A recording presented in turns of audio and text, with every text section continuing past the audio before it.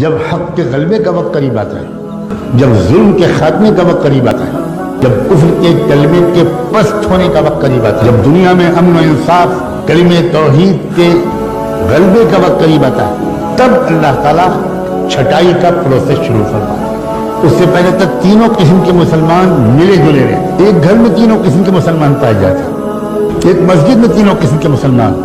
ہر جماعت اور دینی اجتماع میں تینوں قسم کے مسلمان، ہر نشست میں تینوں قسم کے مسلمان، کہ جب اب دودھ الگ ہوگا اور پانی الگ ہوگا، جب اسلام کے غلبے کا وقت ہے، جب کفر کے کچل جانے کا وقت ہے، جب کفر کا خاتمہ، جب باطل کے کلمے کے کچل جانے کا اور اسلام کے اور حق کے اور انصاف کے اور امن کے قائم ہو جانے کا وقت جب قریب آتا ہے، ہمیشہ اللہ کا معمول ہے یہ ملے جلے تینوں قسم کے مسلمانوں کے ذریعے کبھی بھی حق کا غلبہ نہ ہوا ہے نہ ہوگا۔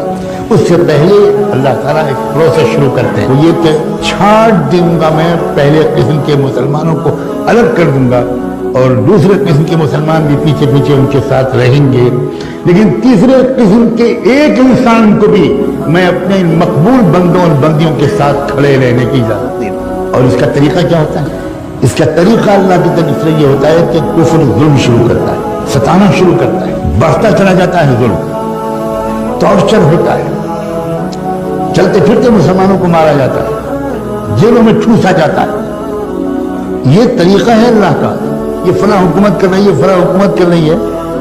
یہ ظاہری طور پر ہم کو اسباب کے اعتبار سے کچھ کام کرنا ہماری ذمہ داری ہے، لیکن میں سمجھا رہا ہوں یہ اللہ تعالیٰ کا ہمیشہ سے یہ سسٹم ہے۔ چھٹائی تب ہوتی ہے، یہ ایک بات میں تیسری چوتھی بار دوہرا رہا ہوں، جب اسلام کے غلبے کا وقت قریب ہوتا ہے، اس وقت اللہ تعالیٰ یہ برداشت نہیں کرتے۔